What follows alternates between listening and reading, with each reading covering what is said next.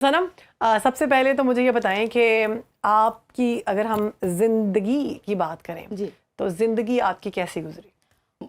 ज़िंदगी बहुत अच्छी गुजरी और अप्स एंड डाउन्स तो सब किसी की लाइफ में आते हैं, बट ये है कि गुजर रही है ज़िंदगी।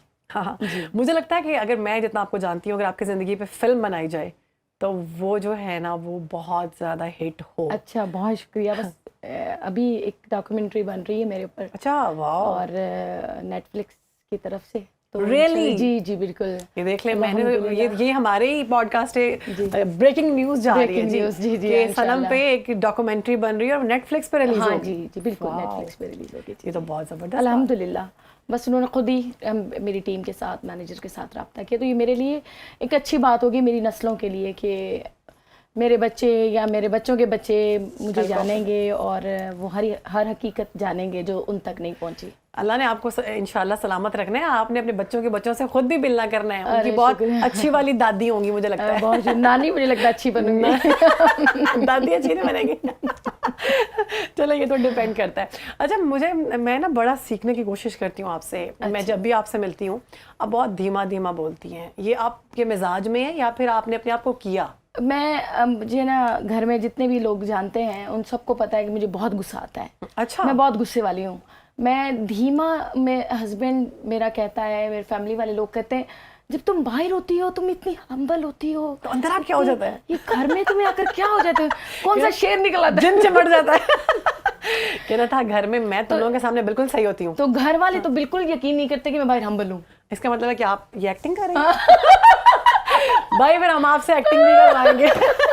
आपका ना यहाँ पे वो भी होगा, क्या कहते हैं, ऑडिशन। बिल्कुल, एक्टिंग का, प्लीज। क्योंकि देखिए सिंगिंग की दुनिया में आपने इतना कुछ कर लिया, इतना खूबसूरत परवरदिगार ने आपको चेहरा दिया है और हमारी तो आप फेवरेट है, तो एक्टिंग भी आपसे हम करवाएंगे। अच्छा, मैंने ना आपके पॉडकास्ट नहीं, इंटरव्यूज़ मैंने सुने जी।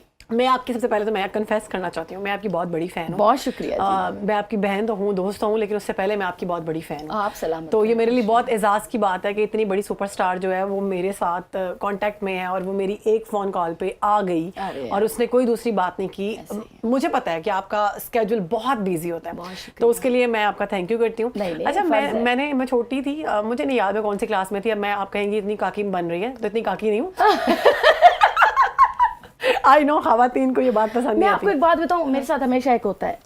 अब मैं 88 में पैदा हुई हूँ, पहली मर्तबा बता रही हूँ। माशाल्लाह। ठीक है, 88 में पैदा हुई हूँ, 17 अप्रैल मेरी बर्थडे है, तो उस हिसाब से कोई 3-4 साल कम, 40 साल की हो गई मैं।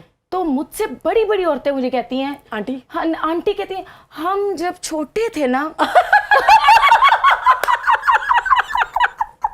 मैं आपको नहीं करी, आप तो छोटी बच्ची, मेरी छोटी बहनों की तरह। मुझे भी तो यकीन माने, और बड़े बड़े अंकल, बुरा लगता है। सही वाली, उनको सफेद दाढ़ी होती है, वो मुझे कह रहे होते हैं, हमने आपको पीटी में बचपन में देखा था। अरे भाई, पीटी में रोशनदारा में देख लिया होगा मुझे।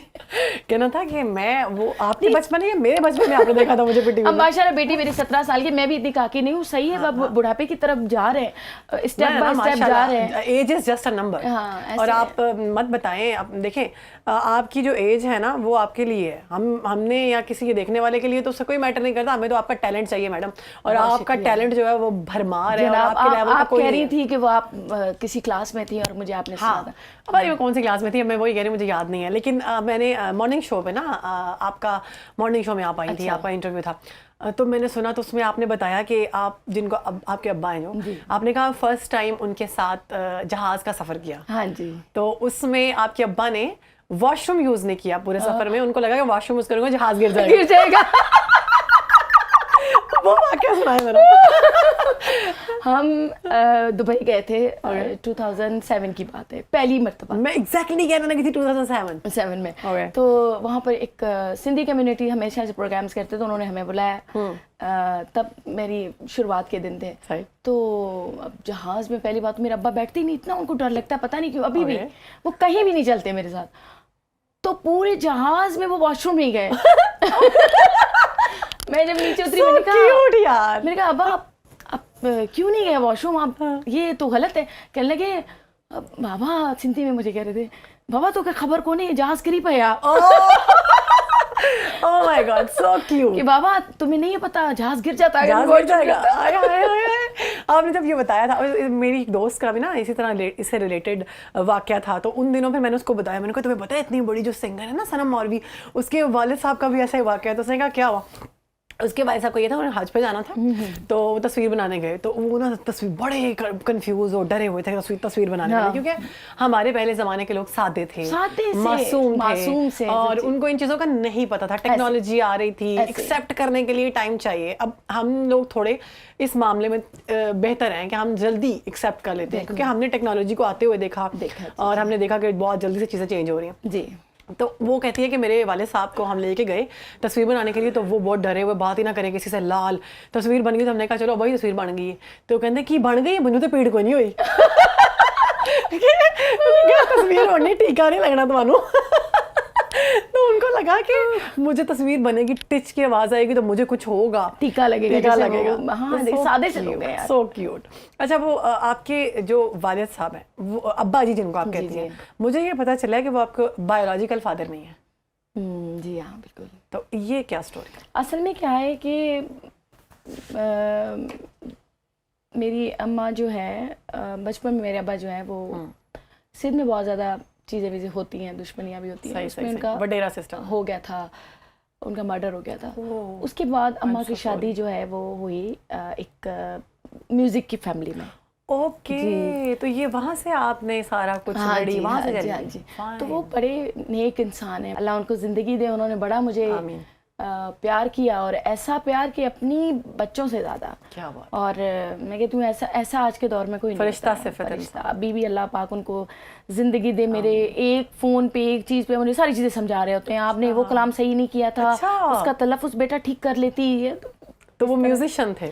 वो म्यूजिक टीचर हैं, लाइक प्रोफेसर जैसे होते हैं। तो रेडियो पाकिस्तान पे आर्ट्स काउंसिल में उनकी अपनी एकेडमी भी है, म्यूजिक एकेडमी। तो वहाँ पर तो बड़ा फख्र महसूस करते होंगे कि यार मेरी बेटी ये तो सुपरस्टार बन गई। पर उनके सब बच्चे सुपरस्टार हैं। अच्छा। तो इसलिए फर्क नहीं पड़ता। तो उनकी मेरी छोटी बहनें बड़ी अच्छा गाती हैं, बड़ा उनका नाम है सिंध में। और मेरे भाई जो है तबला प्लेयर हैं। और इस तरह से फैमिली में सब माशाल्लाह अपने अपने मकाम पर हैं, अपने अपने नाम पे हैं। मैं तो उनके सामने जब हम गैदरिंग में बैठते हैं तो वो कहते हैं पता है, बस ठीक है, घर की मुर्गी दाल। जैसे अक्सर मेरे अब्बा, अल्लाह उनको जन्नत नसीब करे, तो मैं किसी बात पर उनसे आर्ग्यू कर रही होती थी, तो मुझे कहते थे कि साढ़े ते एंकर ना बन, तू टीवी ते एंकर लगी है। सो घर वाले बंदे का इंज ही होता है कि बस ठीक है यार, ये ऐसा ही है।